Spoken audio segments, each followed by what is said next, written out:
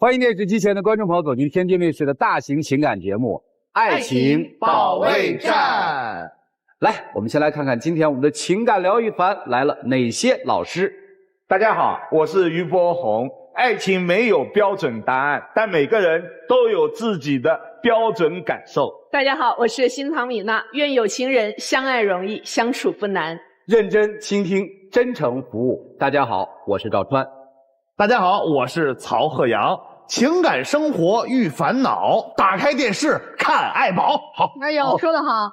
大家好，我是严品红。爱情没有保质期，用心经营才能收获长久的幸福。接下来就让我们请出今天的两对嘉宾朋友，有请。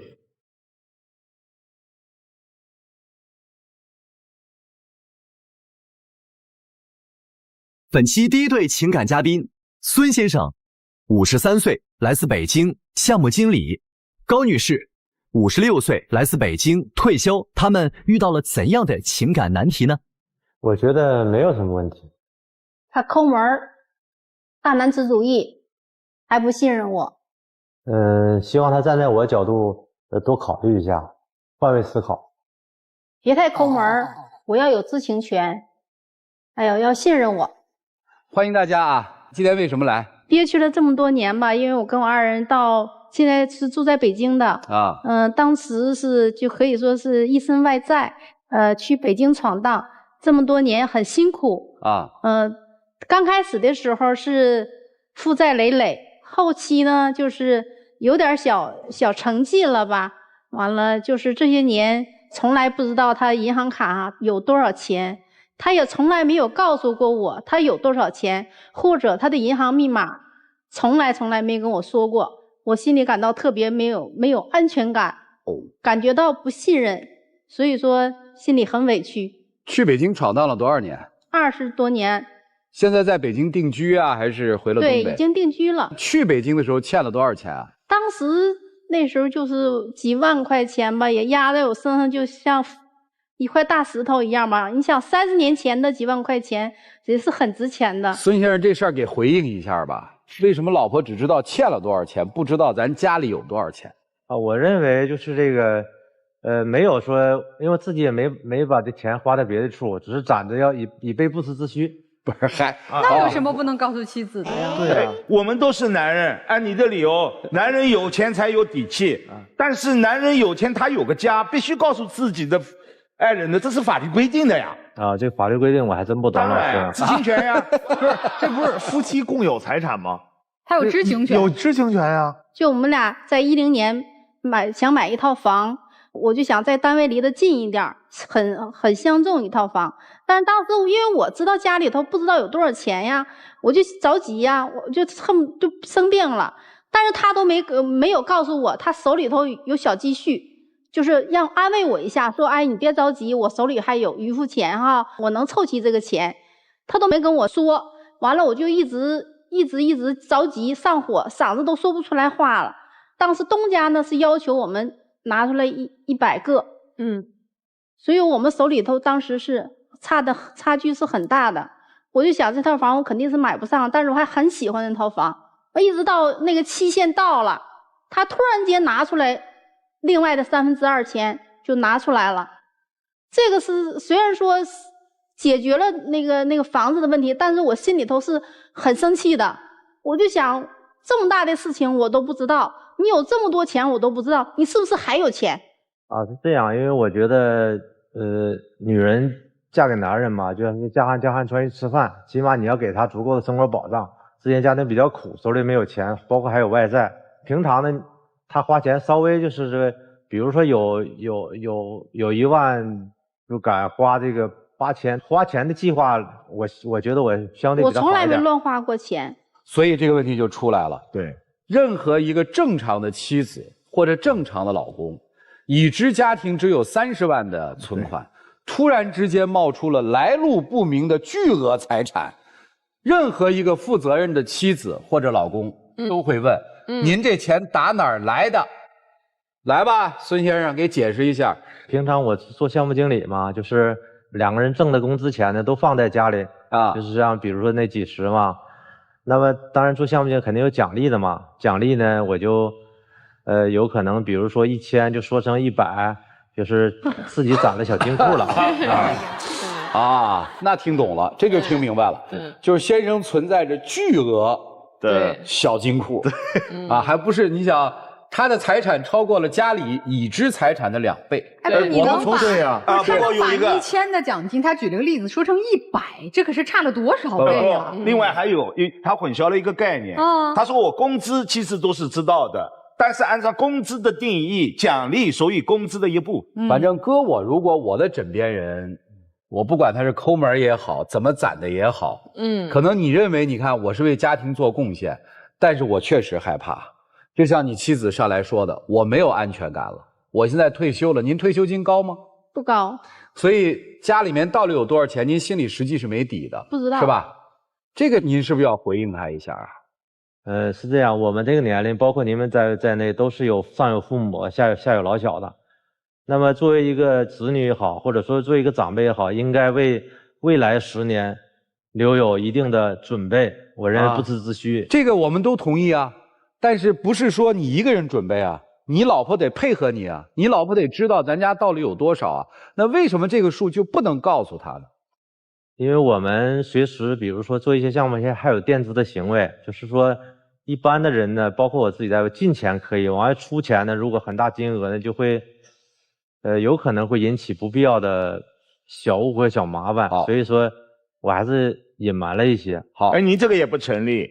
工程款有时候确实会垫资，需要垫资的时候2个人商量嘛，这有什么矛盾的呢？为什么要藏在自己呢？你有没有想过他的感受？他也会担忧啊，你手头有这么多钱，我不知道，万一你在外面养人呢？他还特别抠门儿，就是我儿子，因为小的时候我俩都在北京工作，没有时间照顾孩子，把孩子送回老家，是奶奶和姑姑带他，一直孩子到13岁才回到北京。回到北京的时候就直接送那个学校了，就住校，就也不在我们身边。但是孩子大了呢，他就是1周给500块钱。随着孩子增长呢，可能是孩子这500块钱不够，有的时候就会张口向他爸爸要钱。当他要钱的时候，他就急了，他认为就是我给你500块钱足够你的生活费了，你为什么还要管我要钱呢？多大的时候给500一个月？那时候是14、15岁。14、15岁。对。住校的伙食费算不算500里？就是他的生活费。1天100，够啊，够的。这很奢靡啊。1个月2000呢，可以了呀。对啊。他给预算的就是500块钱，你不能超了，你超了管我要，我就得问你，你这100块钱，你管我要100块钱，为什么要管我要这100块钱？你干嘛使？这没毛病啊。对呀，没错啊。但是我不这么想，我觉得孩子大了，就是他可能有他的小朋友，比方说今天，大家在一起想吃点什么，那个今天是你请的，那明天就应该我来请。那小朋友之前也是要有谈友情的嘛，对不对？也不能太抠门了，一个男孩子。再说那么多年，我觉得对孩子是一种亏欠，10多年不在我们身边，所以说我就想，他又要的又不多，也就是要个100、200的，你给他不就完了吗？我这一点支持丈夫啊，你不是说亏欠，你是在溺爱呀。曾先生这一点做得没错，他很明晰，这是有一个用钱的规划，对孩子自己明白，就是这么多钱。我应该怎么去做？这没错啊。那孩子他有的时候他可能馋了，他学校的饭他不想吃，他想吃点那个外面的东西，这不也是人之常情吗？您先生是干脆就是找理由不给钱呀？对，还是说他问清楚了再给钱？再给啊？他有的时候他就不给。就是因为我平常对自己也比较抠门吧，比较能省吃俭用吧。再一个呢，就是一个孩子正当教育呢，应该让他花钱有计划，对于钱有认知度。所以说呢，每次有可能给钱的时候就刨个问底啊，不是很痛快，但是我的钱也是给了。他大男子主义，什么事情都是他说了算。他想买一样东西，他从来不跟我商量。比方说突然间提辆车回来，我就不知道，他就提回来了。家里的大事小事，对，他不商量的，他都做主是吧？对，都他做主。那在日常生活里对你关心吗？不关心。结婚纪念日啊，我生日啊，他都很少记住的，因为他确实是工作忙，我也承认，但是他不关心，很少说在这方面说能表达一下。你有那种渴求说在结婚纪念日或特别的日子里面，他能送个礼物什么的吗？我相信在座的每一个女士都有这样的期望、期待啊，哪怕就是3头2百的东西，那也是一份安慰啊，因为毕竟这么多年我跟你苦过来了，但是我没有得到你的认可，从来没有是吗？所以就3件事儿吧，其实就是3件事儿。我是能够体会或者是叫感受到妻子的不安全感的，这个真的能体会到，相当于家里什么事儿我没有参与权，对，是不是这感觉？对，是没有参与权。对，孙先生能不能回应一下，为什么家里的事儿就要你一个人说了算？有可能之前由于家庭的小时候生活苦的缘故吧，思想就是说给自己后半生或老的时候呢，给一些安全感。我认为所有人安全感来自于经济基础，没有经济基础的安全感，我认为不切合实际。所以您是想把钱都把在自己的手里就安全了，是吧？也不是把在自己手里，就是我对自己有自己的认知。因为我对自己都比较抠，我认为这钱我不会花在不应该花的地方。你有没有听明白你妻子的诉求？不是你抠不抠，而是你做事没有商量，我不被尊重。大男人主义这块是我的很大的一个缺点，这个我是有自知的。你是知道的，那要改吗？改不了，改不了。所以习惯了。对，所以我们就发现孙先生这个很厉害。对，爷就抠了。对，怎么着？怎么着？因为爷没把这个钱花1分花在爷的身上，都给你们花，给家里花了，对吧？对，我行得正，对不对？所以你说什么，我当耳旁风。第二，我大男子主义，我就大了，你怎么着？对，我就这样，我也没在外面胡来，是不是？哎，妻子认这个吗？他的钱是我认可，他就是所以他也认，他也没胡来。你叫什么屈啊？他也没胡来，但是起码我得知道你大概齐。你比方说你有10万，你告诉我你有8万也行。人家跟你说了，我大男子主义。大男子主义什么概念？您说的就是传统的大男子主义吧？也超出我的想象。超出你的想象，也过了大半辈子了。多少年了？嫁给他28年。嫁给28年，不是忍了吗？你早点反抗，不就没有今天了吗？对呀，对吧？然后我们来听听这反抗无效对夫妻怎么看啊？咱们一起探讨一下，你们怎么看这个事儿啊？我觉得女士说的应该对的，就说互相尊重嘛。你钱你可以自己留了，但是你至少要告诉我家里有多少钱，然后密码多少，就最起码尊重吧。就像这种大男子主义的，你能跟他过28年吗？有点困难。所以自己老公还不错。来，先生啊，这样我觉得我还比较站男方，可能我也有点大男子主义，因为我觉得这个肉只要烂在锅里就行了，你我没乱用就完了吧？对，你看这两位男士都这个啊，角度问题。对啊，肉烂在锅里，我没乱来，我对得起家。对，你们跟我胡搅蛮缠什么？是不是这个概念，孙先生？对，因为我个人也没有什么爱好，什么打牌啊、抽烟啊，这我都根本不碰的东西，唯一就偶尔应酬喝一点小酒。那就是在他的角度也没有爱好，没有个人的兴趣以外，所以他就更硬气的。对，这我都花给家里。我没有不良嗜好。对吧？那越是没有不良嗜好，越可以坦诚啊。您说我很自律，我就可以不告诉妻子了吗？但是事实当中，以这样的一种经济模式的家庭，丈夫出轨的概率很大很高。为什么？因为他捏着家里所有的钱，妻子根本不知道，人难免会有一念之差的呀。所以为什么妻子享有的安全感，他并不是说你所有的钱一定是他管，他想的是我要知道对丈夫手里有多少钱，他也会对这个家有更加精准的盘算。你们两个人的问题很好化解，明天就告诉他有多少钱，密码可以两个人一起掌握，也可以您掌握，但是他必须知道。最后我想说孩子的教育问题，我赞成丈夫你认为他对孩子抠是不爱孩子，恰恰他这就是爱孩子的表现。因为孩子未成年，他不知道钱来的不容易。如果说家长要钱就给钱，孩子难免会大手大脚。也就是现在有很多的孩子什么都吃过，就是苦没吃过，就是被家长纵容的。孩子从小要明白，大人赚钱是不容易的，我是不能乱花钱的。所以他的500，我认为是合情合理的。所以您看，您做得好的，我们一目了然地看到了。但是大男子主义并不是一个挡箭牌，这是一个真的是一个尊重信任的问题，好不好？谢谢。我觉得一个男人他扛起了家里头的基本开销了，所有的钱日常虽然没有交一个具体的数字每个月给你，但是该花的钱他都花了，那么他也没有让你交一个固定的数字给他呀，你也没有把你工资的一半上交给他，或者把你的工资全透明的交给他管啊，对吧？对，女人总觉得我要今天买个首饰了，明天买个衣服了，还得跟你说一声费肾。很多时候女人很喜欢双标，这个就是我得知道男人那里有多少钱，但我自己偷偷存了多少钱，我才不告诉男人呢。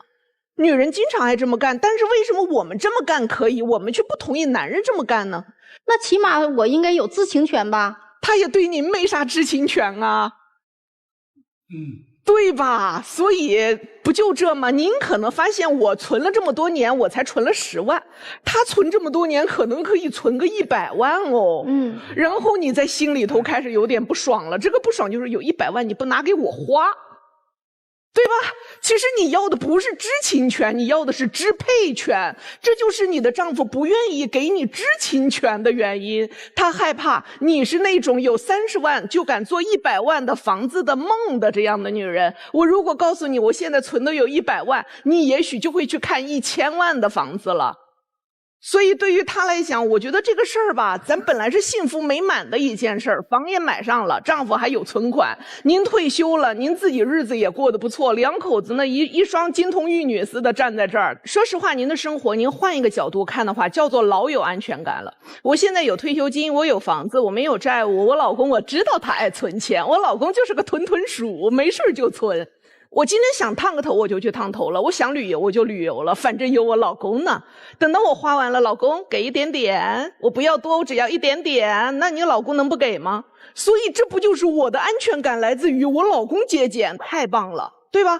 这叫做你换一个角度想，你的人生海阔天空，没有任何的没有安全感。咱好好过日子，不挑他的事儿，好不？这样老公挺好的哈。然后关于孩子那事儿，我也站你老公。今天你老公这样得到我很多票。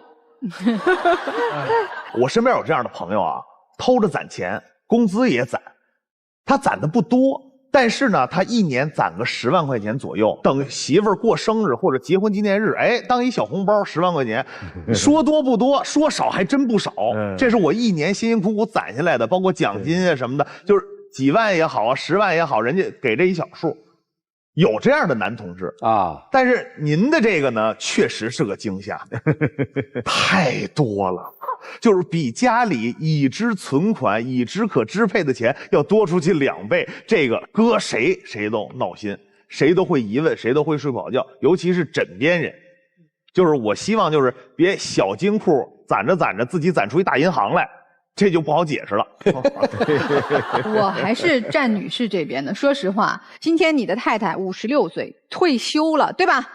她自己在家，她忙忙碌碌半生，都是自己赚钱，她要出家用，是不是？今天她的退休金，我估计应该没有太多。她要买个什么，置办个什么，她都得跟你伸手要钱。你们的状况发生了变化呀，生活的模式也发生了变化呀。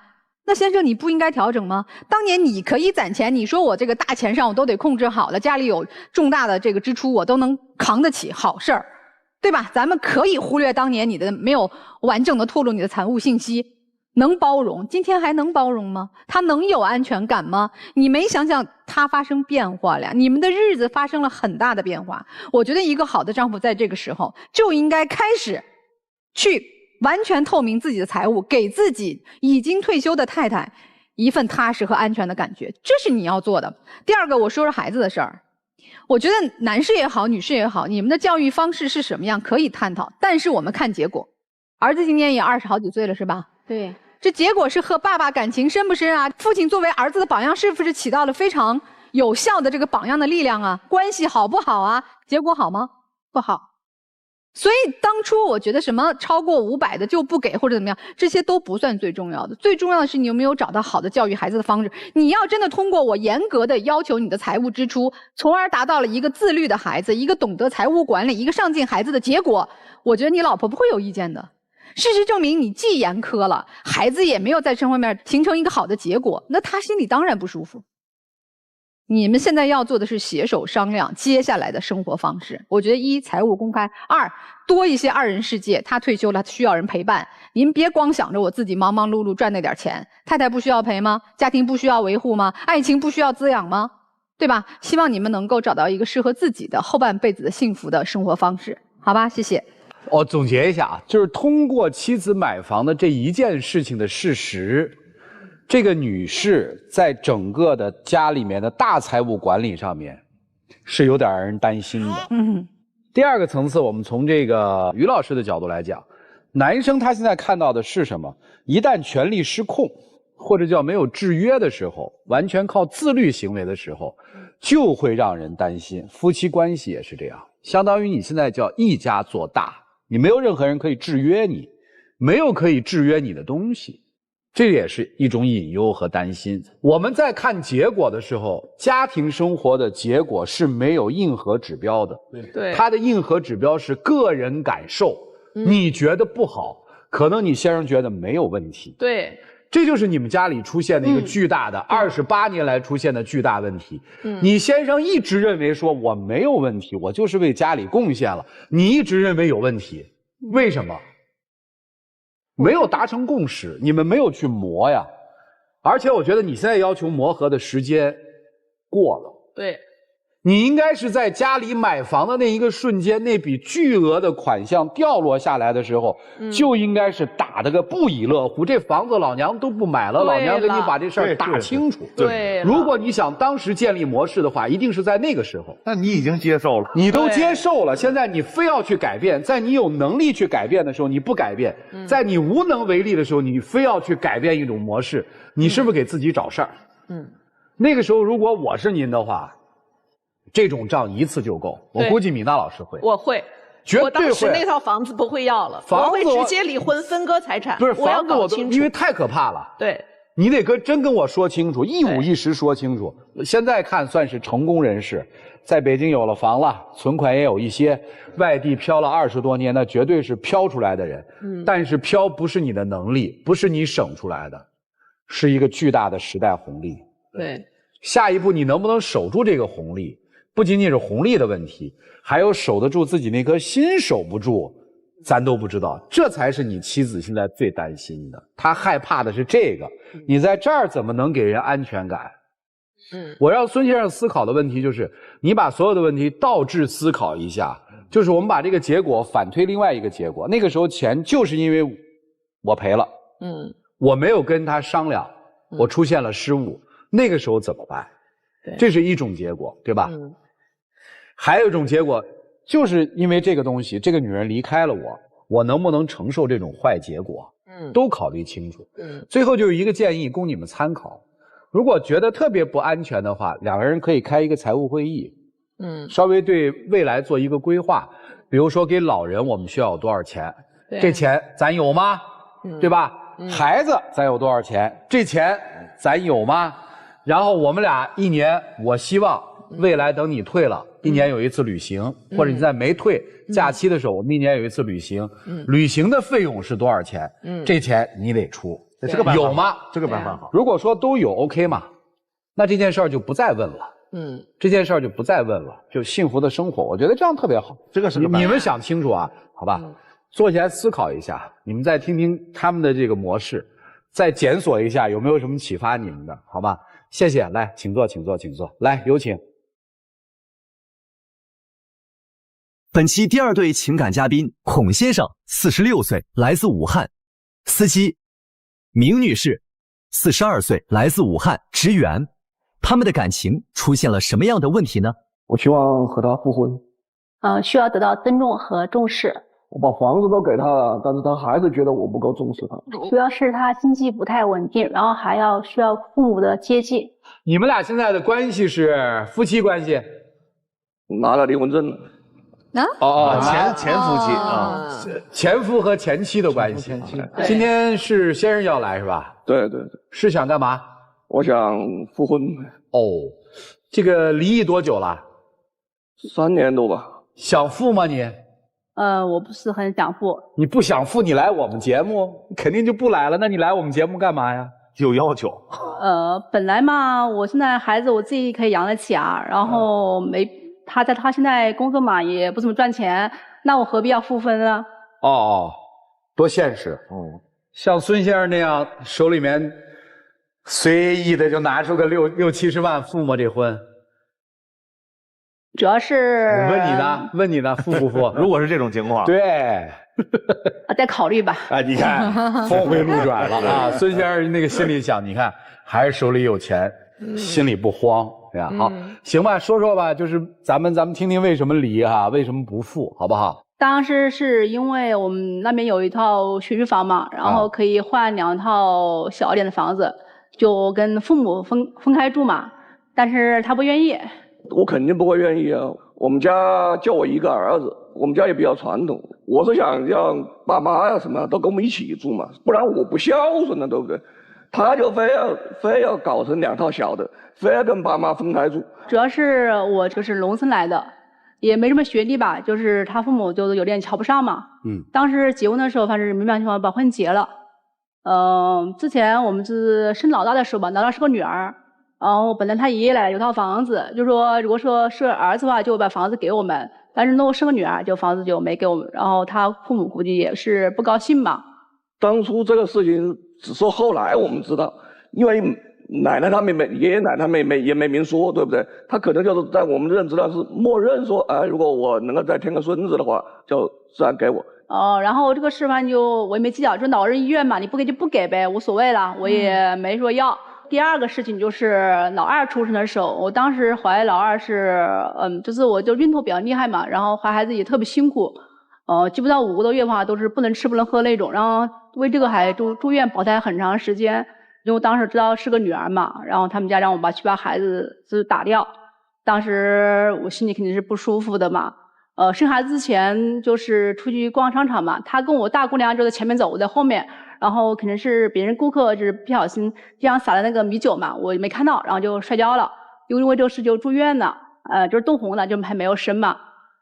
就生孩子的时候，就是我当时是晚上10点多钟发作嘛，到凌晨3点钟生的，其中有5个多小时嘛，他们都不在，没人，我一个人生的孩子，当时确实是很憋屈的。你说一个女人生孩子是不是这样就是家里联系不到人，打电话打不通，然后家里也没人接电话，这个事就是特别委屈的时候。这个我要解释一下。回头我跟他很郑重的道过歉了，但是当时纯属真是意外，因为我不知道他当时生老二的住院的时候是我在照顾，爸妈那确实是没怎么管，但是有我的照顾嘛。我当时他生老二的时候之前他很好好的，是有朋友过来看望的时候，晚上过来看望，别人送红包啊什么过来看望的时候，我在想着他当时还好好的嘛，就躺在病床上是吧？也没什么事。我说这样吧，我的朋友我说你要去躺着，我说请别人出去吃个饭嘛，别人来一趟是吧？吃个饭就可以，就可能搞晚一点嘛，就是喝酒。哪知道回来他就。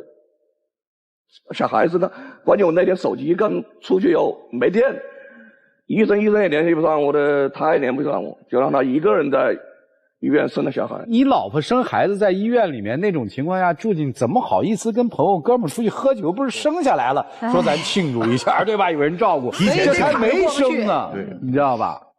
做男人我们是想都不敢想，如果这样的话，这个妻子心真的寒透。确实郑重道过歉了，我真没想到知道吧？这个事情不是一声对不起就能换来没关系的，刻骨铭心一辈子。在最主要离婚原因就是后面的一件事情，就是我生完孩子大概是带着孩子带了1岁多吧，然后去上班了，就做我现在的工作，就是销售客户嘛。平时就比较忙吧。有一次吧，他家就是爸妈在外面无意间就是有一个街坊故意跟他说，就说我在公司怎么不好，然后好吃懒做，然后自己事都不做，丢给别人做。他爸妈就是回到家就是指着我鼻子骂了半个小时。然后我当时我特别憋屈，听了别人一句谣言就回来骂我，说我在公司不做事，给他们丢面子。当时我还是带着小孩在，小孩是1岁多嘛，当时哭得特别厉害。我们住的地方就是厂里面的那个房子嘛，就是为这个事情，就是说后面房子的事情，我一定要分开住，不想住在一起。哦，我想知道离婚之后孩子不是俩闺女吗？孩子跟我在。俩闺女都跟你？对，都跟着我在。为啥不跟爹呢？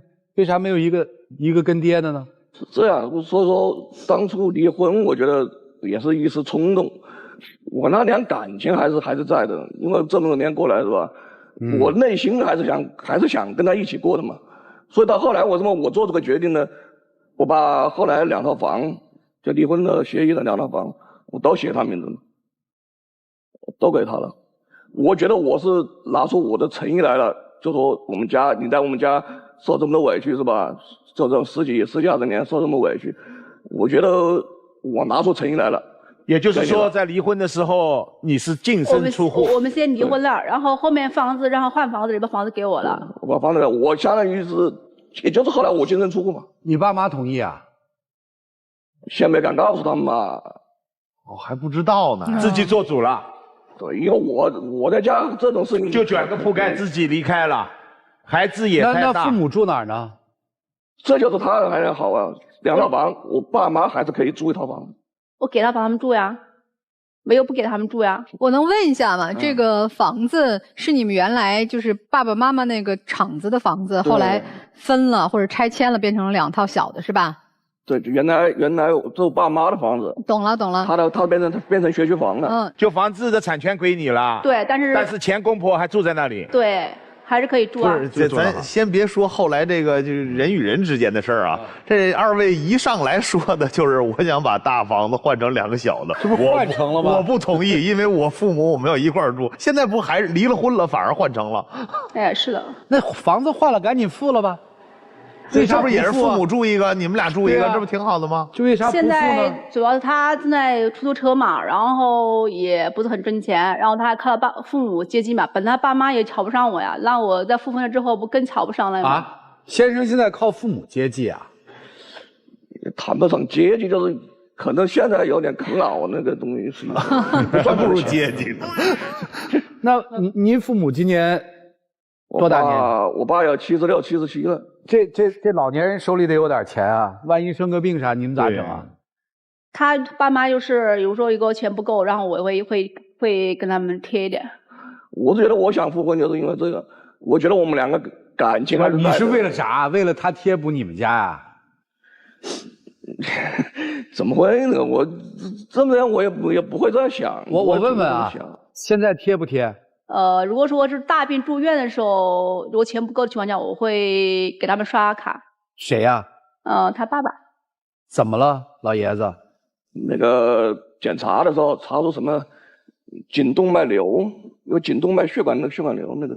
哦，那你父亲知道他住院的时候没有钱的时候，是这个儿媳妇儿给他花钱吗？刷卡，他知道吗？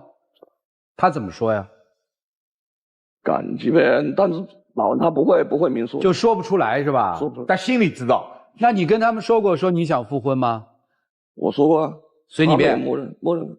我这个很好奇的问一句啊，听听这个好像跟没离婚也没啥区别嘛。对呀。那为啥不复呢？因为他爸妈就是对我就是怎么说也不是很看上，然后也不是很信任。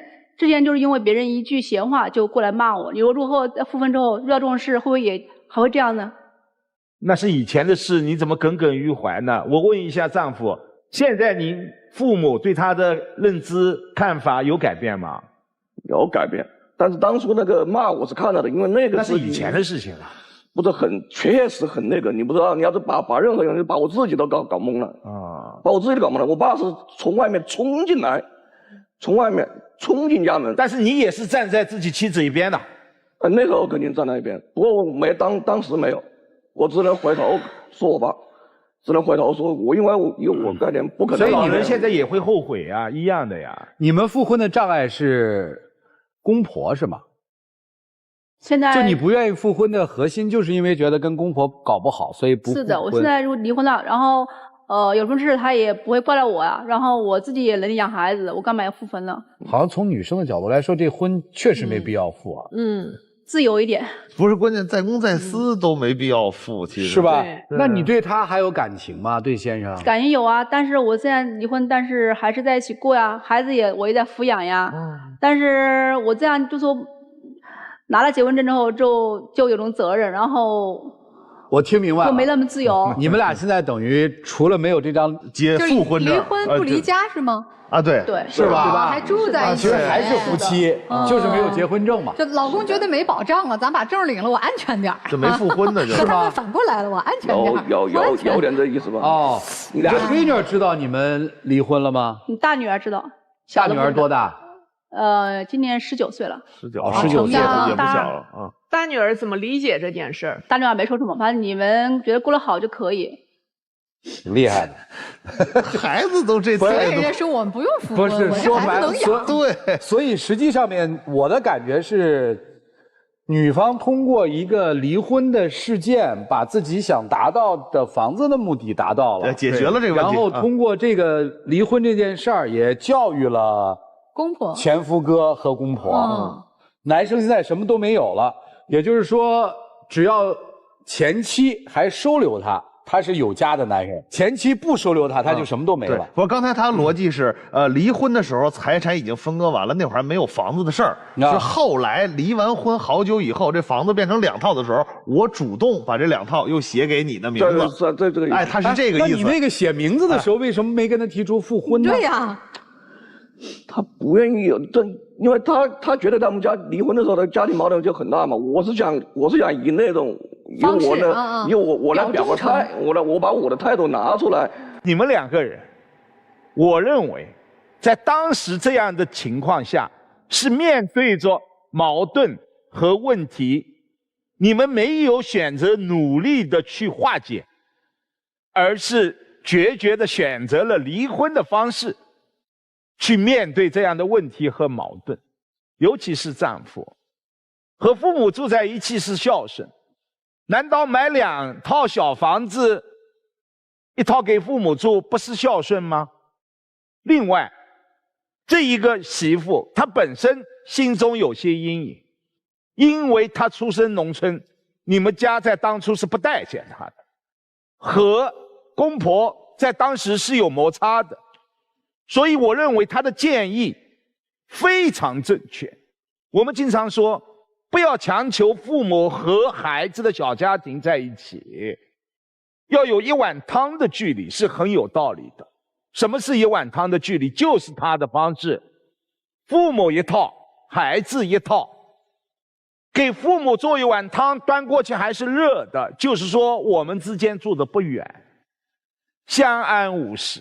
可以化解很多的矛盾和问题，但是你刻意的认为，只有和父母住在一起才是孝顺。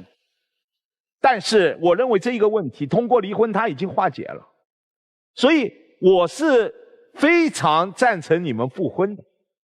首先，这个男人像个男人，他把2套小房子全部写在你名下，离婚以后那就是你的财产，和他无关。当然，你也留恋着夫妻感情，收留他在你的屋檐下。所以我认为妻子今天慎慎重重的考虑这一个问题，她是真的非常由衷的在娶你回家。谢谢。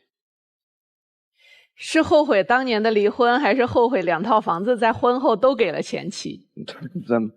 没这么想，我是后悔离了婚，因为当时确实答应的时候确实。假如2套房子还留了1套在自己手里，这个婚一定要复吗？也复，我也想复婚，因为我们俩，你像都2个孩子，要算一下，如果不算那个离婚的3年，我们俩也有20年了。对于前妻来讲，她在离婚之后享受到了生活的利益，她享受到了我有独立的房子，我甚至看着公婆都还有一种心理上的优越，叫做你看我人还挺好的，我的房子我同意你住，对不对？就包括我的这个银行卡，我如果是老婆，什么我的公公住院了，我必须得拿钱出来。但我是前妻，当我掏出银行卡，人人都要夸一声真棒，我自己也觉得我这个人够意思，对吧？所以从各方面来讲，他都舒服极了，他为什么要复这个婚？眼下对于您来讲，最不舒服的不就是您的处境吗？收入减少，父母年迈，身体也需要人照顾，所以眼下您需要一个人来帮您解困。一般来讲，我不建议在低位的人求婚，他会有一种死活担心别人把他踢下船，非要赖上船，爬上船蹭一张船票的嫌疑。我建议的是，既然两个人挺有爱的，在一起生活的挺好的，我们就先这个样子啊，我们再好好的恋爱一阵儿不行吗？我是觉得我们这个状态也有3年多了。对，怎么地呢？3年多的恋爱不挺好的吗？也蛮好的，所以说你3年多蛮好了，你可以复婚了吗？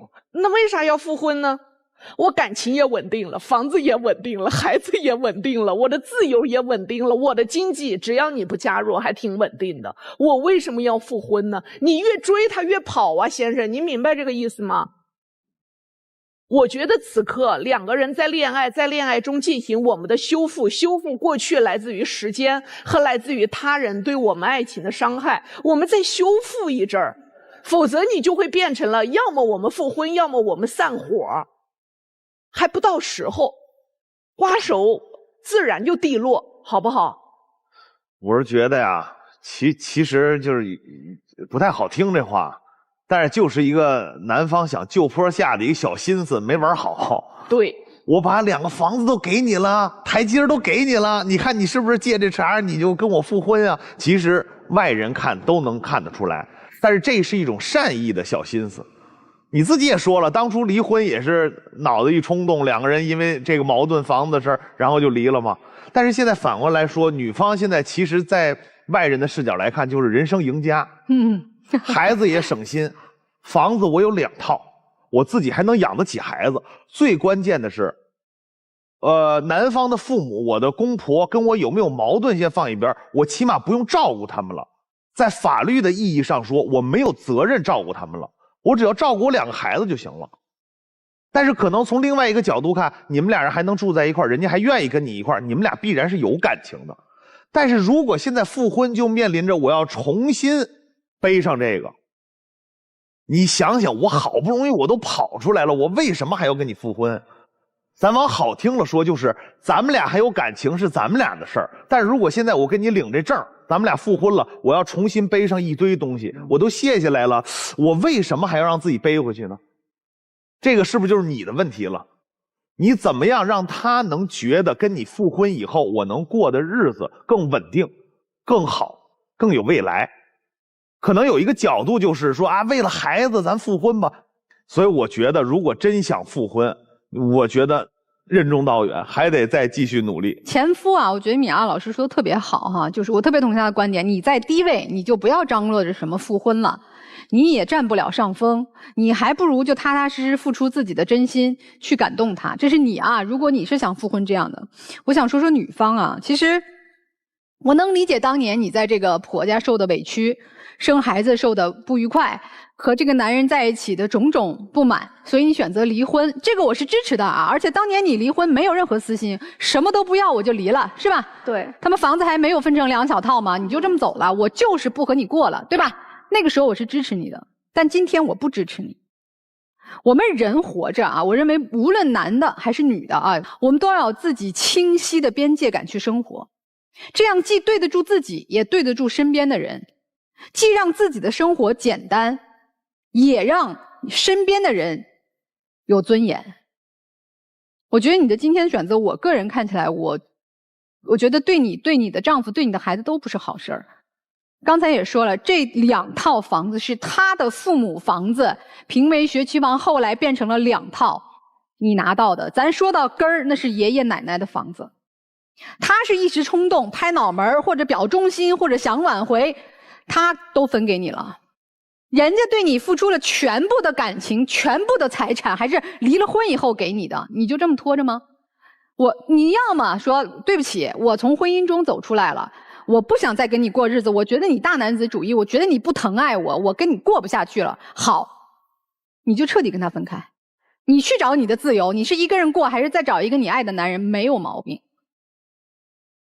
你今天这样拖着算什么呢？我觉得对你、对他、对2个孩子都不负责任。难道我们夫妻、我们男女生活在一起，不应该是有一层庄重的承诺和法律关系吗？觉得这样挺好的呀，你是挺好的呀，养孩子呀，他父母我也照顾啊，也关心呐，你是挺好的呀，我也出呀。但是对于他呢，你想过这个男人吗？他多憋屈，多难受啊！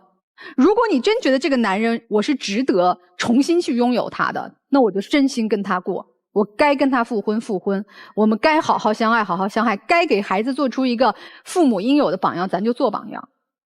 我觉得2条路你只能选一条，这样中间就这么处着，我觉得不是一件好的，对自己对他都不是一件好的事情，对孩子的影响也不是好的。毕竟你们是曾经的夫妻，是孩子共同的父母，我还是希望能够将心比心，好好生活。我是建议你们复婚啊。这件事儿其实在我看来就是不干净了。如果把那2套房子剔掉，我们可能讨论的是另外一个话题。恰恰是因为在离婚之后，前夫哥把2套房子给了前妻姐，才有了今天我们这么激烈的讨论，或者不同角度的讨论。所以，任何一段情感关系涉及到了金钱的时候，这个事儿就变得不太好讨论，就很困难。我的建议跟4位老师的建议都不一样。你走，不复婚，也不这么稀里糊涂的过，你承担一个真男人该承担的责任。你觉得这2套房是我亏欠给我孩儿他妈的，那咱说好，这2套房，大闺女、二闺女一人1套，您现在住着，把这个协议做清楚，不反对吧？不反对，这个不反对吧？对，孩子可以过户给孩子，对吧？只要你活着，对吧？这都没问题。老人也能接受啊，这个大家都能接受。实际是在这个老人再知道了也没什么，咱把孩子直接过户给对，不要这么稀里糊涂。这个我觉得第一，这个法律上没有问题，对吧？这个可以继承的。那么这个首先解决的是什么问题？既解决了现实的他跟孩子住的问题，也解决了老人住的合法性的问题。那我们首先解决掉的是男生心里面的一个疙瘩。那把女生心里的疙瘩解除的是什么呢？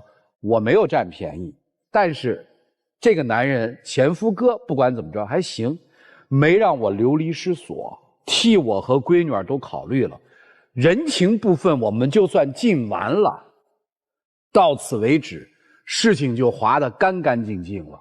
我为什么一直觉得您应该走出去，而不是赖在这个地方呢？我大概是从2个女儿的角度考虑的。就是你的女儿未来找的男人应该是一个什么样的男人？这个男人一定是有担当的。你这个复婚，这多多少少有点吃软饭的嫌疑。你们的感情有你们描述的那么好吗？我相信，如果你们感情有你们描述的那么好，不可能说妻子在生闺女的时候，丈夫有心思带着来看妻子的朋友们去喝酒，而且喝得那么晚。你那叫感情好？说给鬼听，鬼都不信。我们只拿事实说话。你们要真感情好，会因为一套房子，妻子说咱俩就离婚吧，这哥们儿就能说咱俩就把这婚离了？你们这叫感情好？我不信。你们真要感情好，你爹在那么羞辱他的时候，骂他的时候，你作为一个男人能不站出来？站出来，回来我跟只是背后。你当时不站出来，至少应该把爹拉走吧。爸，咱不说了，这我说，完了吗？有10000种解决方式，没有你们说的那么好的感情。前妻姐，你还爱他吗？还是爱的，爱就复婚嘛。就是对，这不就很简单吗？我要是女嘉宾，我就复。什么？我对得起所有的人。我要是女嘉宾，我就和前夫哥复婚。这个爱情里面没有谁对得起谁。你不说你要是男的，你掉头走吗？只要对得起彼此就行。对，你们觉得对得起彼此就行。今天你们做个决断，复婚就出来，不复婚，走人。你们是在一起住着还是怎么着的？那是你们的选择。对，好不好？听了他们这个，你觉得你还有事儿吗？我没事儿。你们不叫事儿，你们那还叫事儿吗？所以回家这该说密码说密码。对，来，谢谢，请回。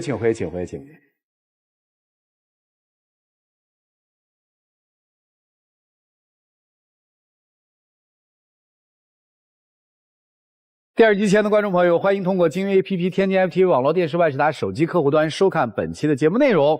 欢迎登录优酷视频、腾讯视频收看节目的完整内容。你们觉得这个第一段应该没什么问题吧？肯定有密码和安全感出肯定是因为第二队的反衬是吧？不，因为他们今天来，他本来问题也不是奔着离婚来的，对，所以两个人肯定的。刚才我忘记说一个先决条件了，告诉密码就出来，告诉密码就出来，不告诉密码就不出来。我坚信，如果妻子能够陪伴他出来，一定是有把握他能告诉他密码，否则不出来。刚才他们俩临走的时候，应该是理解成你们俩这叫事儿吗？叫事儿就不出来，不叫事儿就出来。刚才应该是这个状态。对。他俩其实密码不密码都不是最重要的，所以大家的一致意见会出来是吧？会出来。来，请开门。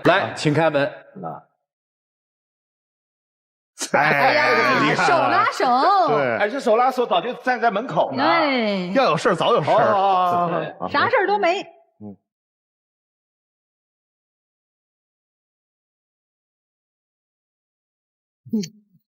孙先生，告诉密码吗？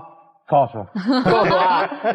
下台就告诉。我下都不用等明天。就看完那个之后有点害怕是吧？是，这挺好的。来吧，我们一起见证属于他们的浪漫时刻。抱一个。哎呀，这边羞羞的样子。这可以把多抱会儿。人家老夫老妻还不好意思了。没有老夫老妻，50多岁再抱一会儿没事。他们害羞，也不好意思，人家是害羞，害羞了，女士脸都红了，害羞了。来，请开灯。挺好。安全感来自拉紧的手，不是来自于看对方的这一个账户里到底钱还有没有。有来这儿这功夫，俩人应该旅游去。谢谢两位，请回。谢谢。车飞。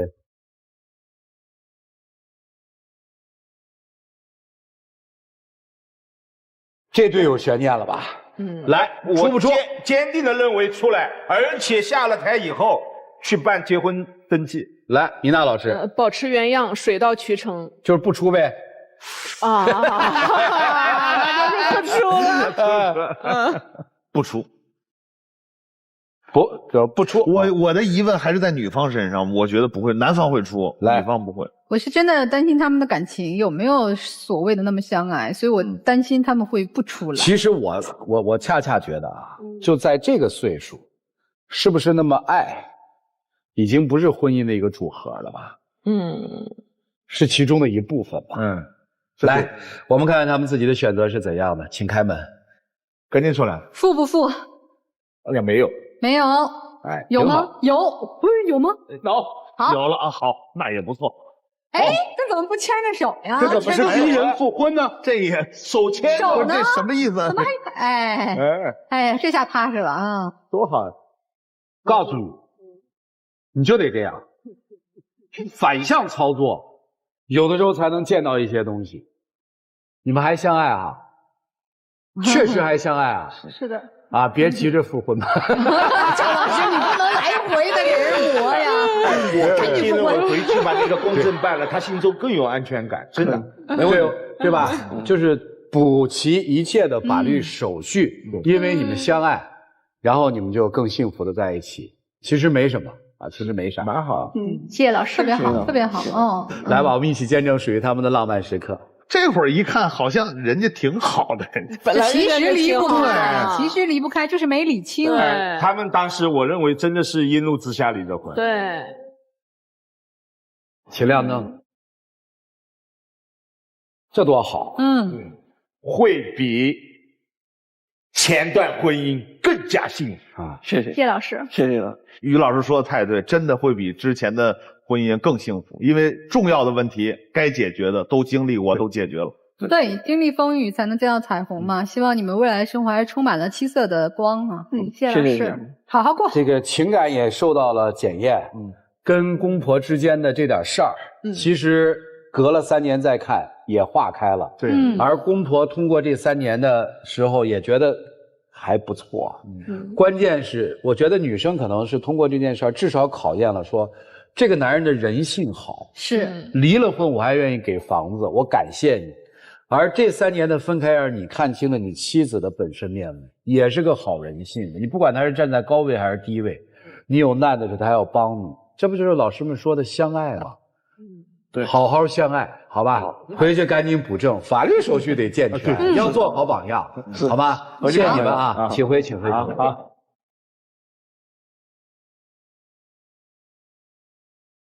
蛮般配的。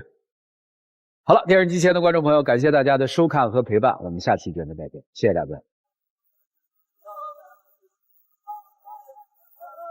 没有